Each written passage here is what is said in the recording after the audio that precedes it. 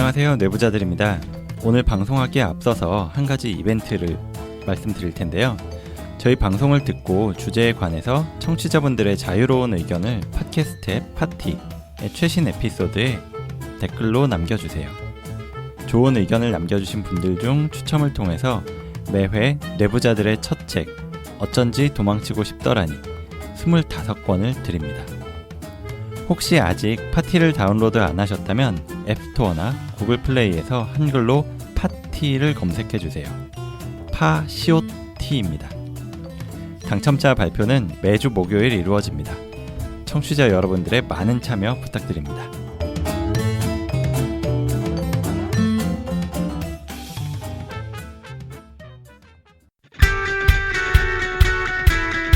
나 평소에 기분이 너무 왔다 갔다 해. 조울증인가 봐.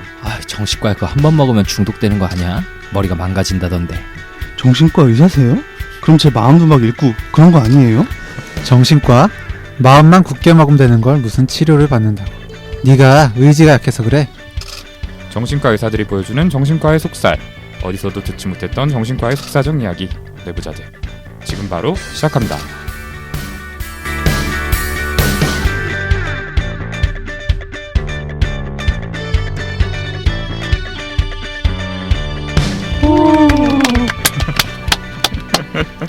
식상하네요, 약간. 오프닝이. 안녕하세요. 젊은 정신과 의사들이 하는 솔직하고 은밀하고 자상한 정신건강과 마음 이야기 내부자들입니다. 먼저 각자 소개부터 해주시죠. 안녕하세요. 허규형입니다. 예, 안녕하세요. 김지용입니다. 안녕하세요. 손정현입니다. 예, 그리고 저는 오동훈입니다. 자, 오랜만에 보죠, 우리. 네, 아주 오랜만이죠. 자그마치 3일 만에 보네요. 그러니까요. 이렇게 안 봤던 때가 있었나? 저번에 그거 네이버 네. 녹화 끝나고 저랑 규영이랑 지하철 타고 가다가 이제 헤어지는데 그래 규영아 뭐 오늘 고생했고 그래 좀 있으면 또 보겠구나 이러면서 헤어지는데 손정현 선생님 잘 지냈어요? 그때 그때 나왔구나 손정현 선생님. 그때 나왔어요. 지금 뭐 하신 거야? 저 그날 출연해서 멘트도 많이 하고. 네, 게다가 단독샷도 찍었는데. 죄송해요. 같이 고기도 먹고 뭐. 근데 진심으로 그랬는데. 잠깐 윤유 선생님이 나오고 손정현 선생님이 안 나왔다라고 생각했어요. 저희 요즘- 둘이 비슷해서 그런 건가요? 혹시? 닮아가고 있네요. 그래요? 그렇죠. 부부처럼. 거의 매일 보다 부부 같은 보니까. 관계죠 요즘 네. 둘이. 두 분 이제 같이 공동으로 개원하셨잖아요. 네. 네. 그렇죠. 각방 쓰는 뭐 그런 느낌인데요. 부부는 옆방에 있으니까. 뭐 축하드릴 일인지 모르겠지만 어쨌든 축하드립니다. 네. 박수 한번 칠까요? 근데 오동훈 감사합니다. 근데 오동훈 선생님 되게 부러워했잖아요. 사실 그때 와가지고. 맞아요. 병원 너무 네. 좋더라고요 솔직히. 그러니까요. 그때 가봤잖아요. 네. 근데 진짜 깔끔하게 잘 해놔서. 그러니까 손정현 역시- 선생님 진료실이 제가 근무하는 병원 전체 면적만 하더라고요. 아, 그러니까 또 일단은 돈은 있고 봐야. 전체 면적 똑같아요. 그러니까. 이런 식으로. 너 되게 넓고 좋고요. 강남 한복판에 있어서 손정현 윤희우 선생님 병원 어쨌든 가봤는데 굉장히 넓고 쾌적하고 분위기도 좋고 맞아요. 네, 그 강남대로 한가운데 있어서 많은 분들께서 좀 찾아주셨으면 좋겠네요. 지금 좀 한산해서요. 네. 이건 뭐 팩트 폭행하고 광고도 아니고 뭐 그냥 디스를 대놓고 하시는. 아니, 뭐. 가면은 더 이제 정성스러운 진료를 받을 수 있는 그건 거니까. 사실이죠. 네, 아무튼 뭐 저 개원 축하 뭐 감사드리고요. 광고는 여기까지 좀 하고 이제 방송 본격적으로 시작을 해봐야겠습니다. 오늘 정신과의 비밀을 소개합니다. 이 정비소 주제는 제가 원래 하던 멘트죠. 나 평소에 기분이 너무 왔다 갔다 해. 조울증인가봐에 등장하는 바로 이 조울증, 이 양극성 장애입니다. 방송이 늦었어요. 그래요? 네, 약간 희우 같지 않았어요? 맞아요. 닮아가고 있어요. 어제 이제 좋은 것 같아요. 고맙네요. 네. 주제 얘기를 해줬는데 뭐 이번에 정비소 주제 뭐하지 얘기하면서 네네. 뭐 여러 가지 얘기가 나오긴 했었지만 어쨌든 또 지웅이 형은 우리 이제 주요 질환들 다 언급한 것 같은데 방송 포맷을 바꿔야 하나라는 고민을 엄청 하셨대요. 그래서 여태까지 방송 목록들을 한번 쭉 훑어봤는데 놀랍게도 조울증을 저희가 안 다뤘다라고 네. 하시더라고요. 저는 사실 정비소 아직 다룰 만한 것들이 좀 남았다고 생각을 하거든요. 왜냐면 이제 중독만 해도 알코올 사용 장애밖에 저희 안 했잖아요. 담배, 뭐 인터넷 게임 이런 것도 그렇죠. 할 수도 있는 거고, 예. 네네네. 뭐 다른 얘기들 조금 더 있는데 어쨌든 조울증은 당연히 한 줄 알았어요. 정신과의 가장 대표적인 질환 중 하나잖아요. 메이저 디스오더기도 하고 우리 사회에서 오해가 가장 큰 질환이기도 한 것 같아요. 예, 저희 BGM 앞에 맨 앞에 언급하게 된 것도 뭐 그런 부분이 영향을 줬었을 것 같고요. 근데 아무튼 진짜 조울증을 저희가 한 번도 안 다뤘었다는 게 조금 의외이기는 하고요. 네. 아 근데 저랑 뭐 허규영 선생님 몰랐다고 쳐도 여기 오동훈, 김지훈 선생님 당연히 조울증 방송을 염두에 두고 네. 준비를 먼저 하자고 했었어야 되는 거 아니에요? 네, 그러니까요. 전공 과목이었잖아요. 네. 잊은 지 오래돼서 사실 저 말고 오동훈 선생님이 챙겨야죠. 저는 뭐 석사 논문을 끝으로 조울증과 멀어진 지 좀 오래된 것 같고. 조울증계를 떠났고요. 네, 그렇죠. 오동훈 선생님은 조울증계 적자, 조울증 박사, 오조울이 되셔야 되는 몸이잖아요. 박사 논문 아직 남았잖아요. 네, 남기야 했죠. 아, 지금 그래서 이렇게 고민인데요. 써놨구나. 네. 적자 오동은 양자 네. 김지용이었는데. 이 기회를 빌어서 네. 교수님께 조만간 찾아뵙겠다는 말씀 꼭 전해드리겠습니다. 아직도 안 찾아뵀어요? 마음의 준비를 한 후에 찾아뵈려고 약간 미루다 보니까 지금 아직도 못 갔어요. 민간이신 분 된지 꽤 오래된 것 같은데. 호적에서 안 파였대요? 예, 뭐 아무튼 저를 보는 시선이 그렇게 좋지는 않으시더라고요. 제가 먼 발치에서 행사 자리에서 뵀는데 아무튼 네, 조울증 저희와 떼놓을 수 없는 질환인 거는 맞고 그래서 한편으로 부담스러운 마음에 무의식적으로 도망쳤던 것 같습니다. 하지만 저희 정비소의 소재가 고갈되어가는 이 상황에서 더 이상 미룰 수가 없네요. 근데 사실 이전에 그 기분이 좀 좋았다 나빴다 오가는 분의 사연을 다루면서 살짝 언급을 했던 것 같기는 해요. 네, 이 조울증에 잠깐. 대해서. 네. 네. 근데 이 시간에는 조울증이라는 병이 뭔지에 대해서 조금 더 심도 있게 파헤쳐 보도록 하겠습니다. 그러면 조울증이란 어떤 병인지 정의에 대해서 김지용 선생님이 한번 얘기해 주시죠. 네, 그 조울증은 우울증과 함께 기분 장애, 무드 디스오더의 대표적인 질환인데요.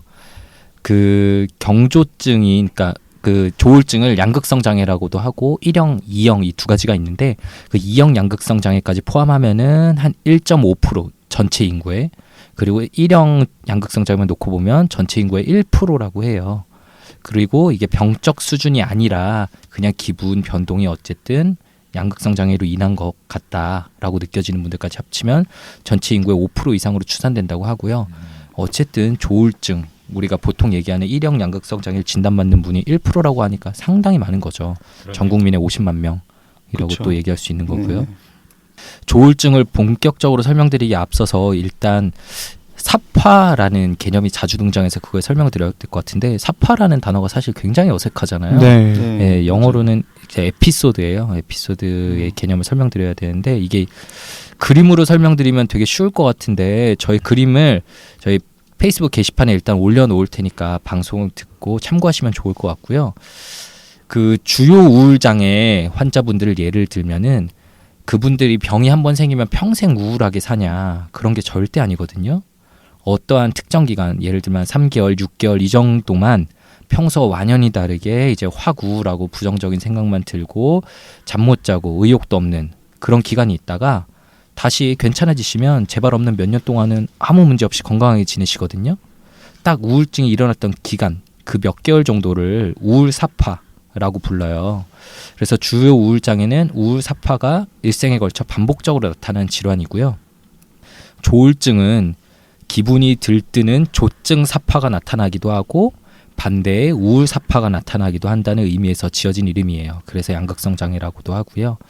예를 들어서 여태까지 살면서 우울사파만 2번이 있었는데 조증사파가 처음으로 나타나게 되었다. 그러면 우울증인 줄 알고 살았었는데 그 순간부터는 진단이 조울증으로 확실한 진단이 더 나오게 되는 거죠. 근데 이야기를 들으시면 그동안 우울증으로 치료받던 분들께서 그럼 혹시 나도 언제든지 조울증이 될 수 있는 거 아니야? 이런 걱정이 드실 것 같은데 딱 그런 건 아니고 그에 대한 설명은 이따가 좀 드릴 것 같아요. 예, 정리를 해보자면은 주요 우울장애는 이 우울사파만 반복되는 질환이고 조울증은 조증사파와 우울사파가 두 가지 다 나타나는 질환이다. 이런 차이가 있겠네요. 조울증은 70% 정도에서 우울사파가 먼저 나타난다고 알려져 있고요. 대부분은 우울증과 조증사파를 둘 다 경험을 하지만 10에서 20%는 순수하게 조증사파만을 반복적으로 경험한다라고 합니다. 저희 인트로에 이제 오늘은 제가 했는데 이 평소에 기분이 왔다 갔다 하는 걸 조울증으로 오해하시는 분들이 많으신데 그게 아니에요. 네. 사실은 그 조증사파나 우울사파 이 사파 기간을 제외하면은 아무 문제가 없는 경우가 대부분이고 주변 사람들도 그분에게 어떤 정신질환이 있다는 사실을 전혀 눈치챌 수가 없죠. 그리고 사람에 따라 조금씩 다르지만 잘 치료를 받으면 그런 사파가 몇 년에 한 번도 안 나타나고 좀 안정적으로 지내시는 경우도 많아서 네. 사회생활도 굉장히 잘하시고 또 경우에 따라서 사회적으로 아주 유명한 사회적 위치가 높은 분들도 계십니다. 이런 이야기만 들으시면은 조울증 이거 뭐 별거 아니네, 뭐가 무서운 병이야 라는 생각이 드실 것 같기도 한데 이 조증사파라는 게 한 번 나타날 때 미치는 영향력이 엄청 크기 때문에 네. 사실 절대 가볍게 여길 수가 없죠. 이 조증사파 기간 동안에 어떤 모습들이 나타나는지에 대해서는 우리 허경 선생님께 설명 부탁드릴게요. 네. 오늘의 진단 요정은 정연이 대신 제가 맡아서 하도록 하겠습니다. 네. 제가 말씀드리는 증상 중에 이제 3가지 혹은 이제 기분이 과민한 상태라면 4가지 이상이 나타나야 조증 사파로 진단을 할 수가 있는데요. 말씀을 드리면 팽창된 자존심 또는 심하게 과장된 자신감, 자신감이 넘치는 거죠. 그리고 수면에 대한 욕구 감소. 그러니까 막 한두 시간 요렇게만 자도 너무 개운하다. 네, 그렇죠. 잘 필요 없다. 그렇죠. 예. 그렇게 맞아요. 나는 잠이 지금 필요 없는 상태다. 그렇죠. 네. 자는 건 아깝다고도 막 하시고요. 그리고 3번째로 평소보다 말이 많아지거나 계속 말을 하게 됨. 네. 이런 부분 때문에 노홍철 씨가 조울증이 아니냐. 요런 얘기도 조증 좀 상태가 아니냐. 네. 얘기도 들어봤던 것 같아요. 근데 그분은 이제 평소에도 그쵸. 그렇게 말이 한결같지 네. 않으시니까. 에피소드가 그렇죠. 아니라 캐릭터죠. 네. 네. 네. 4번째, 사고의 비약 또는 사고가 연달아 일어나는 주관적인 경험. 그러니까 생각이 막 너무 빠르게 막 흘러가는 거예요. 머릿속에. 다른 사람들은 따라가지 못할 정도로. 그러니까 꼬리에 꼬리를 물고 이어지는데 네. 그게 너무 빨리. 너무 빨라서 그렇죠. 본인도 못 쫓아가겠다 얘기할 때가 있어요. 기차나 막 비행기처럼 빠르다. 막 맞아요. 생각이 네. 얘기하면서. 그래서 이 사고가 이렇게 많으니까 이 말을 계속 하시게 되는 거죠. 사실 네. 생각을 표현하기 위해서. 그렇죠. 네. 그리고 5번째로 주의 산만. 그러니까 여기 봤다가 갑자기 다른 데 봤다가 네. 이렇게 쉽게 주의가 이끌리는 거고요. 6번째로 목표지향적 활동의 증가 또는 정신운동성 초조라고 돼 있는데 목표지향적 활동, 그러니까 뭐라고 말씀드리면 될까요? 사업이요. 사업 그러니까, 벌리시는 사업을- 분들. 그죠. 사업 계획을 막 엄청 짜시는 하죠. 거예요. 네. 네, 그리고 이게 되게 섹슈얼한 면으로 나타나시는 분들도 있어요. 원래 안 맞아요. 그랬는데 갑자기 맞아요. 네. 수십 명을 만나고 다닌다거나 네. 동시에 여러 명 만난다거나 막. 네. 그리고 뭐 글 쓰시는 분들은 글을 막 쉬지 않고 그 그림 그리시는 분은 그림을 막 쉬지 않고 그리시는 그렇죠. 그런 일도 있고요. 또 마지막 7번째로 고통스러운 결과를 초래할 쾌락적인 활동에 지나치게 몰두. 방금 지용이 형이 말한 그런 약간 무분별한 성행이라든지 그 약간 돈 쓰는 거랑 관련돼 있는데요. 네, 돈을 막 갑자기 수천만 원씩. 네, 아니, 그렇죠. 그 뭐 몇 년 동안 뭐 몇십 년 동안 모았던 저축을 정말 일주일 만에 유흥비로 다 탕진하시는 네, 경우를 맞아요. 네. 몇 번 봤어요. 그분의 성격이라면 절대 하지 않을 그런 네, 류의 그렇죠. 소비를 그렇죠. 단기간에 이렇게 하게 되는 거죠. 네, 맞습니다. 방금 말씀드린 이 7가지 중에 만약에 이제 기분이 의기양양하거나 과대하다면 3가지, 그렇지 않고 예민한 그런 상태라면 4가지 이상, 그 일주일 이상 그런 증상이 지속될 때 이제 조울증으로 진단을 할 수가 있습니다. 네, 그러니까 뭐 하루 정도 잠 안 자도 피곤할 수는 당연히 있죠. 안 피곤할 수 있죠. 근데 일주일 연속 계속 잠을 안 자는데도 에너지가 넘친다. 네, 이거는 분명히 아마 들으시는 분들 중 대부분 경험해 보지 못한 모습일 거예요.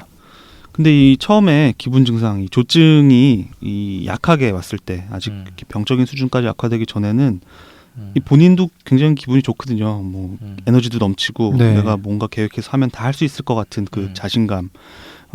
굉장히 기분이 좋고 실제로 그렇게 에너지가 있으니까 뭔가 하시던 일을 잘 하죠. 실제로 전보다 네, 잘 하시는데 이게 정말 갑자기 불이 나듯이 증상이 확 안 좋아지시는 순간이 와요. 이 조증이 기분 증상이 이렇게 확연해지면 이럴 때는 오히려 스스로 문제가 있다고 느끼지를 못해서 네, 더 심해졌는데도 불구하고 그렇죠. 말리는 가족들과 다투게 되고.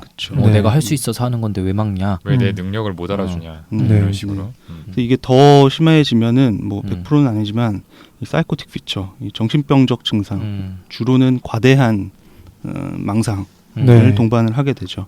뭐 내가 뭐 처음에는 뭐 내가 민족의 지도자다라고 했다가 뭐 하나님의 아들이다. 네. 뭐 내가 재림 예수다 이렇게까지 그렇죠. 발전을 하는 경우. 너는 하나님의 아들이다라는 환청이 들리기도 네. 하고. 네. 관련된 환청이 저 또- 과대망상이 사실은 굉장히 많죠. 이 네. 기분 장애에 동반돼서 전형적인. 그리고 그에 뒤따라서 자기를 말리는 사람들, 너 아니야라고 말하는 사람들을 보면서 피해망상이 연속적으로 생기게 되죠. 나를 박해하려는 네. 사람들이다.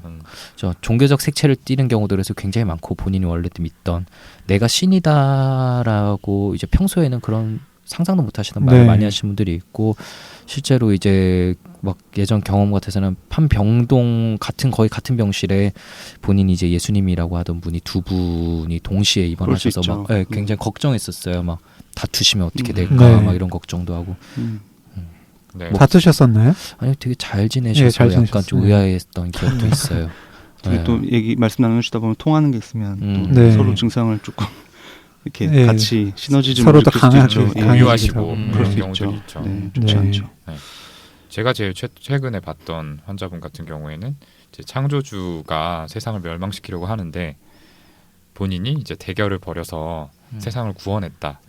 이 내용을 담은 PPT와 문서를 거의 한 워드 한 100장 이상이 돼요. 이거를 이렇게 정말 줄글로 다 작성을 해가지고 그 회사의 전 직원에게 뿌린 거예요. 회사를 아. 잘 다니시던 분이었네요. 그럼 그 전까지. 네네 그렇죠. 에너지 레벨이 네. 정말 네, 엄청나셨네요. 이전에 그냥 네. 우울증으로만 치료를 받던 분이었는데 아, 근데 네. 진짜 안타깝네요. 안타깝네요. 나중에 회사 네.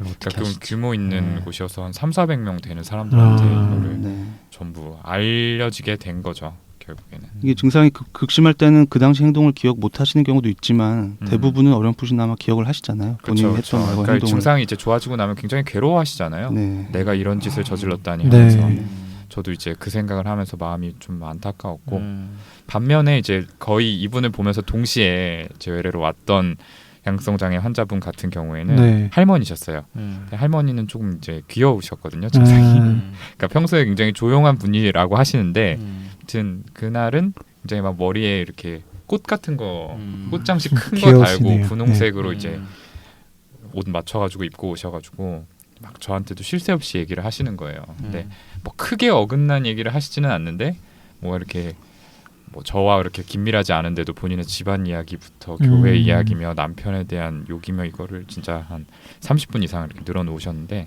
이분이 이렇게 조증 시기가 되면은 말수가 많아지면서 동네 사람들을 붙잡고 막 이렇게 떠들거나 특히 남편분에게는 평소에 굉장히 좀 순종적이신데 구박을 그렇게 아, 막 하신다고 합니다. 아, 잔소리와. 그런 구박이 생기면 이제 전조 증상이구나라는. 네, 그래서 남편분이 모시고 오셨어요. 네. 네. 그렇구나. 근데 지금 말씀하셨던 그 할머님처럼 대체로 이제 기분이 좋고 뭔가 이렇게 업된 그런 기분인 경우에 우리가 육해성 조증이라고 표현을 하죠. 네. 유포릭 매니아라고 하는데 이제 조증이라고 하면 일반인 분들 중에는 그런 조증만을 이제 떠올리시는 경우가 있어요. 이미지가 그렇게 잡혀 있어서.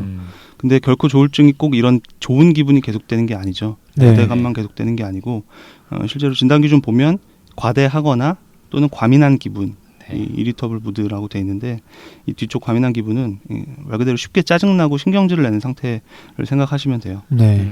네, 이제 병원에 입원하시는 경우는 실제로는 이런 이리터블 매니아, 좀 그렇죠. 과민성 조증 환자분들이 많고요. 이 순수하게 기분이 고양되고 이 행복한 이 조증은 한 10%에서 20% 안쪽이라는 통계도 나와 있고요. 얼마 안 되고 실제로는 다 좀 짜증을 내게 된다는 거죠. 네. 그래서 가족이나 주변 사람들하고 전에 안 그러던 분인데 막 다투게 되고 이제 폭력적인 행위로까지 나타나서 법적 문제로 번지는 경우가 많아요. 실제로 조증 환자분 안 좋아지시면 경찰이 이제 모시고 응급실 오는 경우도 그쵸. 상당히 많고요. 비율 쪽에서. 그리고 입원을 하시는 과정이나 그 후에도 이 본인 상태에 대한 병식, 아까 말씀드렸지만 상태에 대한 병식이 없어서 이 공격적인 모습을 계속 보이셔서 사실 입원 초기에 가장 위험할 수 있는 환자분이시기도 하죠. 이런 분들의 경우는. 제가 옛날에 전공의 때 누군가 교수님이었던 것 같아요. 교수님한테 원로 교수님한테 좀 들었던 얘기 같은데 진짜인지 모르겠는데 예전에는 그 유포릭 매니아들, 그러니까 육해성 조증이 되게 많았대요. 네, 되게 많았는데 요즘 오시는 환자분들은 다 그 이리터블 매니아, 과민성 조증이라고 이게 사회가 살기 힘들어지면서 증상에도 영향을 미치는 것 같다라고 말씀하시는데 그럴 수 있겠네요. 그럴 수도 있겠다라는 생각이 들더라고요. 네. 씁쓸한 얘기네요. 또. 그러게요. 네. 아무튼 이렇게 조증에서 되게 환자분들이 어떤 모습을 보이시는지에 대해서 간단히 말씀 나눠봤고요. 그리고 이어서 이제 이런 조증 사파를 보이는 질병에 대해서 저희가 설명을 드려야겠죠. 방금 이제 허경 선생님이 진단 기준을 간단히 말씀해 주시기는 했는데 이렇게 기분이 비정상적으로 들뜨면서 생기는 조증사파를 보이는 1형 양극성 장애가 있고요. 그보다는 좀 증상이 경하고 지속 기간도 짧은 그 경조증 사파만을 보이는 2형 양극성 장애라는 게 있습니다. 네. 경조증은 아마 이거 음. 최근에 또 이슈가 됐던 단어이기 때문에 좀 아시는 분들이 그래요. 많이 네. 있으실 네. 텐데 경조증은 입원할 정도는 아니고 또 증상도 짧기 때문에 문제인지 모르고 지나가는 조증이다. 이렇게 네. 생각을 하시면 돼요. 그러니까 좀 조증이 뭐라 그래야 되나 그 정도가 좀 덜해진 형태. 네네. 네. 그래서 실제로 이 기간을 병으로 봐야 될지 아닐지에 대해서도 논란이 있는데 근데 이제 저희 생각에는 이 경조증이 나타나는 2형 양극성 장애의 경우는 어쨌든 다른 뭐 우울증이나 그런 1형 양극성 장애와 같은 기분 장애들하고 좀 구분해가지고 치료를 해야 될 필요가 있다 이런 생각이 듭니다. 그래서 네. 이건 구분해서 정확히 진단하는 게 좋을 것 같아요. 네, 맞아요. 2형 양극성 장애가 실제로 기분 장애들 중에 그 자살률도 제일 높은 걸로 저는 기억하거든요. 1형 양극성 장애보다 실제로 자살률이 더 높기 때문에 정확한 진단 들어가는 게 필요하겠죠. 네. 특히 2형 양극성 장애는 1형 양극성 장애와 다르게 반드시 우울 사파가 있어야 되잖아요. 그러니까 경조증만으로는 안 된다는 네. 거죠. 네네네. 그러니까 1형 양극성 장애는 조증만 있어도 이제 조울증이다라고 진단을 네. 할 수가 있는데요. 어쨌든 이제 경조증 사파의 기간 동안에는 오히려 업무 수행 능력이 올라가는 경우도 많아요. 많은 분들이. 그렇죠. 예, 그래서 뭐 우리나라도 그렇지만 특히 외국에서는 경조증은 병이 아니다라고 하는 이제 의견도 많이 있습니다. 네, 맞아요.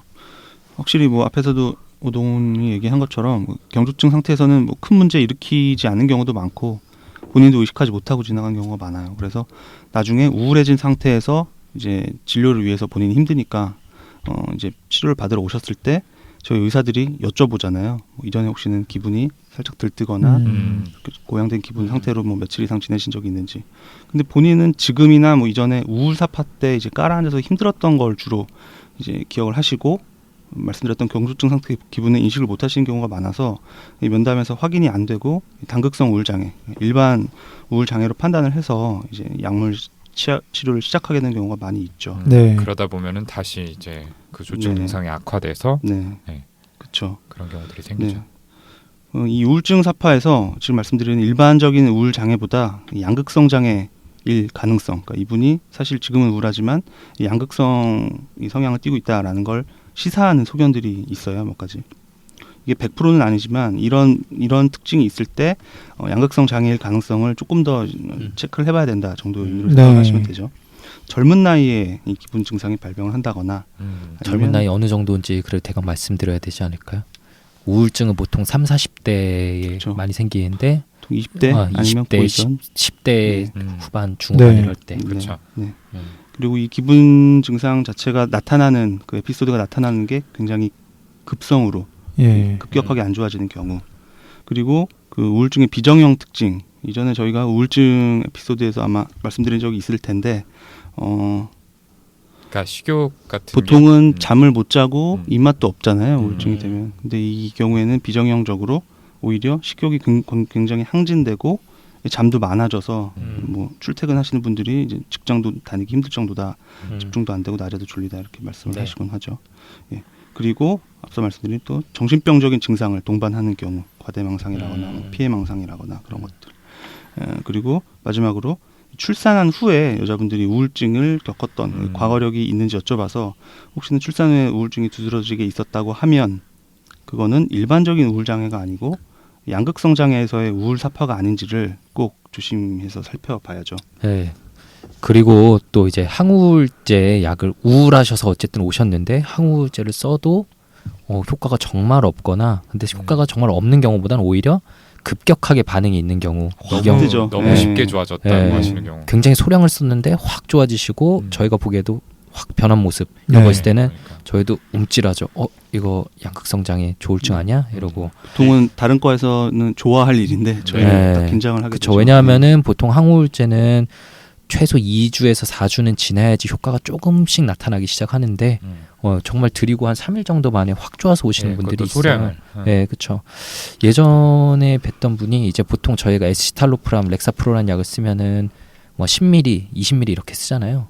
그분은 양극성 장애로 오래 다니시는 분인데 그 외래를 오래 다니셨는데 너무 우울하실 때 어떤 약을 써도 효과가 없는 거예요. 우울할 때 올라오지가 않아요. 그러니까 저희가 조울증에서 우울할 때는 항우울제를 못 쓰잖아요. 네. 쓰면은 또 조증으로 확 바뀌어버리기 때문에 그래서 그 약을 정말 4분의 1알 2.5ml 이렇게 탁 조금 쪼개가지고 드리면은 일주 뒤에 외래에 오실 때 그냥 온 모습이 다 바뀌어 계세요. 화장도 새로 하고 손톱도 새로 칠하고 파마하시고 이렇게 화려하게 나타나세요. 그래서 그 무서워가지고 약을 탁 끊으면은 일주 뒤에 오실 때는 다시 우울해져서 오세요. 굉장히 민감하신 분이에요. 네, 그 중에서도. 그쵸. 약에 대해서. 네. 되게 힘들었던 기억이 있어요. 네. 그리고 또 지금 저희가 이제 우울증과 감별이 좀 힘들다 얘기했는데 조현병과도 진단이 헷갈리는 경우가 굉장히 많죠. 네. 예, 그 단독 이제 조울사파만 있을 때는 단독 조증사파만 있을 때는 그리고 거기다가 예, 저희가 말한 정신병적 양상이 동반돼 있을 때는 조현병하고 정말 헷갈릴 수밖에 없어요. 네. 내가 신이다, 나에게 무한한 능력이 있다, 혹은 누가 나를 해치려고 한다, 내가 신이어서 이런 얘기를 하시면은 이게 뭐가 그 진단이 뭔지 굉장히 헷갈리고 정신과 1년차 전공에 가장 힘든 일이었던 것 같아요. 두 개를 감별하는 게. 맞아요. 제가 이전에 방송에서도 한번 얘기했던 것 같은데 대학병원에 있을 때 담당했던 한 환자분의 과거 입원 기록을 열어보니까 저도 잘 진단이 뭔지 헷갈려가지고 리뷰를 다 했더니 6번을 입원했는데 3번은 퇴원할 때 최종 진단이 조현병, 3번은 조울증으로 돼 있더라고요. 잠깐 입원한 것도 아니고 보통 다 한두 달 입원했던 건데 절대 대강 진단 내린 게 아니라 방대한 면담 기록도 있고 막 케이스 컨퍼런스도 하고 이랬는데도 그렇게 진단이 나와 있어요. 그래서 결국 2달 정도 입원 치료 후에 최종 진단 조울증으로 내렸었는데 그때 예전에 입원할 때 주치의를 하셨던 그 저희의 은사님인 조울증 전문 교수님께서 그 환자분에 대해 저랑 잠깐 얘기하셨던 게 기억이 나요. 본인께서도 예전에 볼 때는 정말 조현병으로 진단할 수밖에 없었다. 예, 수십 년간 조울증 전문하신 분인데도. 근데 몇 년이 지난 지금의 모습을 보니까 그리고 사회에서 지냈던 모습을 보니까 아 조울증이 맞겠구나. 내가 잘못 봤다라고 얘기를 하시더라고요. 에피소드 했었나 보네요. 네. 조울증 손꼽히는 대가도 그렇게 말씀하실 정도니까 아 진짜 감별 진단이 쉽지 않구나 이런 생각이 들더라고요. 네, 제가 기억하는 그 환자분 맞는 것 같은데 네. 지용 형도 그때 케이스 올리지 않았었어요? 네, 그렇죠. 그때 케이스 때는 조현병이나 조현정동장애였던 것 같다라고 했었던 것 같은데 결국은 조울증이셨군요. 네. 근데 저는 틀린 걸로 발표했었네요. 네. 아 근데 되게 지용 형이 그때 면담 되게 열심히 하고 그리고 케이스 자리에서는 진짜 윤여선 선생님이나 교수님들이 질문 엄청나게 하시거든요. 네. 그런데 되게 방어를 잘하셨어요. 그답지 않네요. 네. 예? 아니 잘해요 원래. 방어를 잘했는데 틀린 진단이었네. 네. 그만큼 어렵다는 거고요. 저도 뭐 조금 말씀을 드리면 저는 이제 30대 중반 여성분이셨는데 갑자기 뭐 차를 사고 집을 계약하고 그런 쾌락적인 활동이 증가되고 자신감도 뭐 너무 넘치고 그래서 첫 번째로 입원을 하신 거예요.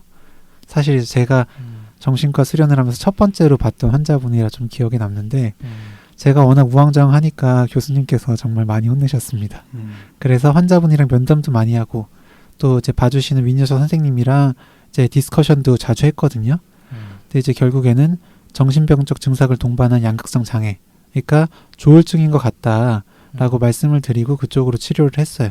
그래서 결국에 입원해서 계시는 동안에는 증상이 좋아져서 퇴원을 하셨는데 나중에 외래에서 이제 꾸준히 본 교수님하고 이제 얘기를 할 기회가 있어서 들었는데 조울증이 아니라 조현병이었다고 말씀을 해주셨어요. 예. 그래서 저랑 면담을 할 때 지난 몇 년간 어떻게 지내셨냐라고 해서 이제 무슨 일을 했고 어떻게 했고라는 얘기를 하셨거든요. 그리고 또 가족분도 얘기를 하시는데 거의 최근 증상만 얘기를 해주셔서 예전 얘기는 이제 제가 잘 듣지 못했었고요. 이제 워낙 인지 기능이 좋으셔서 그런지 저는 정말로 그분 말씀 이상한 걸 못 느꼈어요. 그런데 사실은 알고 보니까 피해 망상 때문에 몇 년 동안 사실은 거의 집에만 계셨다고 하더라고요. 안타깝네요. 네. 네, 좋습니다. 이렇게 이제 양극성 장애가 우울증 그리고 조현병하고의 감별이 또 어렵고 그만큼 중요하다는 이야기까지 드렸고요. 다음으로 발생 원인에 대해서 또 이야기를 해볼게요. 먼저 이 발생 원인에 대한 얘기를 하자고 나서 바로 김 빠지는 얘기인 것 같긴 한데 뚜렷한 원인으로 밝혀진 건 없습니다. 네. 예. 그 생물학적 원인과 환경적 스트레스, 유전성 이런 요소들이 복합적으로 작용을 해서 발병을 하게 된다라고 네. 추정을 하고 있고요. 그 중에서 생물학적 원인은 우울증과 마찬가지로 세로토닌이나 노어에피네프린 같은 신경 전달 물질이 작용한다라고 하는데 이 역시도 좀 다른 기분 장애에 비해서 알려진 부분이 좀 적죠. 그리고 유전성에 대한 연구에 따르면 한쪽 부모가 기분 장애가 있는 경우에 자녀가 기분 장애를 앓을 가능성이 20% 내외다 이렇게 이야기를 네. 하는데요. 그 중에서도 양극성 장애의 경우에는 조금 더 큰 유전성을 갖는다고 합니다. 그러니까 부모가 양극성 장애라고 하면은 그 자녀가 기분 장애를 앓을 가능성이 더 높다라는 건데요. 네네. 근데 특이한 게 부모가 양극성 장애라고 하더라도 자녀에게 가장 흔하게 나타나는 기분 장애는 단극성 우울증, 그러니까 그냥 주요 우울장애다. 네네. 예, 이렇게 알려져 있습니다. 이게 우울증하고 사실 조울증이 다른 병이 아니다라고 주장하시는 분들도 많이 있잖아요. 그렇죠. 네, 하나의 네. 스펙트럼이고 네. 네, 약간씩 표현형이 다를 뿐이다. 네, 그렇죠. 네, 그렇게 보시는 선생님들도 계시고요. 음. 그리고 이제 사회 심리적 요인들, 그러니까 어떤 스트레스들이죠, 환경적인 이런 것들이 같이 상호작용을 해서, 그러니까 쉽게 말해 과도한 스트레스를 받게 될 때 컴퓨터의 일부 기능이 고장 나듯이 뇌의 감정 조절을 담당하는 곳의 기능이 떨어지고, 또는 어린 시절의 트라우마 경험이나 불량한 양육 환경이 성인 이후에 조울증 발병을 좀 예견할 수 있다. 이런 연구 결과들도 있어서 좀 여러 가지가 복합적으로 작용하고 맞아요. 있다 이렇게 네. 생각하시면 될 것 같아요. 네. 예. 네. 정신분석학적으로도 좀 조증에 대해서 설명을 하는데요. 매닉 디펜스 메커니즘이라고 합니다. 한국말로는 매닉이니까 조증이고 조증 방어 기제다라고 생각하시면 될 것 같은데요.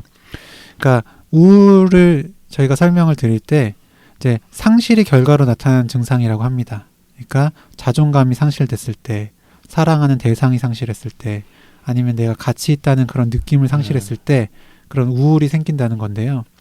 이런 상실로 인한 우울감을 보상하기 위해서 조증 증상이 발생한다고 하는 것이 정신분석적인 조증의 발생 원인입니다. 그러니까 조증에서는 사실 이제 내가 대단한 사람이다, 뭐 신이다, 이렇게 좀 가치나 자존감을 과대하게 생각하잖아요. 그런 걸 볼 때 이런 상실에 대한 방어 기제로서의 그런 부분이 좀 일리가 있는 것 같습니다. 그리고 또 조울증은 계절성을 띠고 있는 경우가 굉장히 많아요. 네, 사실 지금 맞아요. 계절이 정신과 의사들에게는 약간 좀 부담되는 시기이기도 하죠. 봄, 날씨가 따뜻해지는. 그렇죠. 네. 날씨가 따뜻해지면서 조증이 많이 생기고 겨울이 되면서는 우울해지고 이러신 분들이 굉장히 많은데 그게 이제 결국은 뭔가 아직 완전히 밝혀지지는 않았지만 그 어떤 리듬이 결국은 관여한다고 해요. 기분에 있어서. 네. 생활 리듬. 네. 생체 시계. 생체 시계. 네. 그렇죠. 일조량이 또 영향을 미치니까. 네.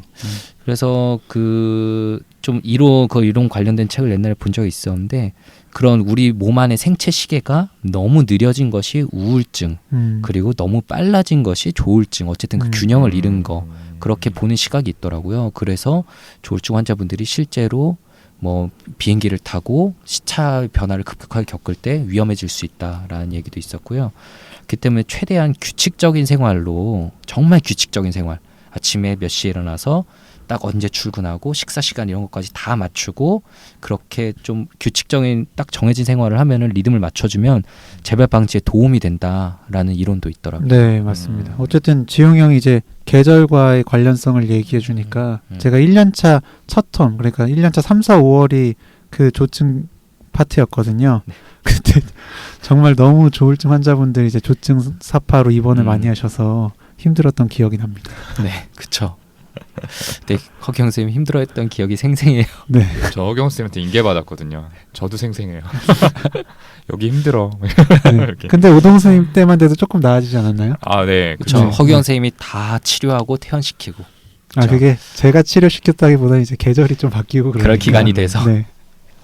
네, 좋습니다. 이렇게 원인에 대해서까지 이야기를 해봤고요. 다음으로 치료 방법에 대해서도 또 얘기를 나눠봐야겠죠. 이 조울증의 경우 명확한 조증 증상을 보이게 되면은 대개는 입원 치료를 우선으로 고려를 하죠. 네. 바깥 환경이 자극이 돼서 조증 증상이 악화되는 경우가 있고 또 어떤 과잉 행동이나 공격성, 그리고 과대망상 이런 것들 때문에 본인과 타인에게 피해가 가는 경우가 꽤 많이 생기기 때문입니다. 네. 입원 기간 같은 경우는 증상의 정도에 따라 당연히 달라지지만 저 같은 경우에 그냥 일반적으로 최소 한 달 이상 2달 정도는 생각하시라 이렇게 말씀을 드려요. 사실 병동에서 치료를 받으면 길어도 한 달 내에 대부분의 행동 문제는 사라지고 좀 이전과 비슷해 보이는 모습을 보이는 경우가 많잖아요. 네. 네네. 그래서 이제 환자는 물론이고 그 보호자분들도 이제 퇴원을 하겠다라고 요구를 하시는 경우가 많은데 면밀히 관찰을 해보면 사고 단계에서는 아직 좀 증상이 남아 계시는 분들도 계시고요. 네. 또 증상이 충분히 안정되지 않아서 작은 스트레스에도 좀 재발할 수 있는 여지가 있는 분들도 계시기 때문에 저희가 좀 더 긴 입원 기간을 유지하려고 그러니까 입원을 조금 더 연장하려고 그렇게 하는 경향이 있죠. 보통 네. 보호자분들 입원 퇴원 요구하시면 살얼음 상태라고 저는 설명을 드려요. 겉보기엔 지금 다 이제 굳은 것 같지만 밖에 나가서 스트레스 받고 환경 자극 받으면 바로 안 좋아지실 수 있는 상태다 네. 말씀을 드려서 지금 말한 그 입원 뭐 강제적인 입원이 되는 경우도 있지만 어쨌거나 입원을 통해서 외부 자극을 좀 줄이고 안정을 취할 수 있는 환경이 가장 중요할 것 같고요. 그리고 또 그다음에 약물요법을 같이 하는 게 증상 호전에 가장 중요한 두 축이라고 생각을 할 수가 있을 것 같아요. 약에서는 첫 번째로 이제 기분 안정제, 무드 스테빌라이저가 메인이 되는데요. 몇 가지 약들이 있는데 뭐 전부 다 이 앞서 말한 노르에피네프린이나 세로토닌 같은 이 신경 전달 물질이 이 뇌신경에서 과활성화되거나 이 밸런스가 깨져 있는 상태를 안정화시켜주는 작용을 한다라고 알려져 있죠. 그 중에 좀 많이 쓰는 약이 이 발프레이트라는 약인데 이게 검색해 보면은 그 항정간제 간질약이라고 나와서 보호자나 환자분들이 이렇게 검색을 해보고 물어보시는 경우가 많은데 굉장히 가장 효과적인 조증 치료 약물 중에 하나죠. 그래서 많이 쓰게 되고요. 그리고 이 기분 안정제들의 이 항정신병 약제, 안티사이코틱스라고 말씀드리는데 그걸 병합해서 사용을 하죠. 뭐 리스페리돈, 할로페리돌 이런 약들 모두 다 세부적인 어떤 작용과 효과 차이는 있지만 마찬가지로 이 신경 전달 물질, 주로는 뭐 도파민, 세로토닌 이런 것들의 균형을 바로잡는 작용이라고 생각을 하시면 됩니다.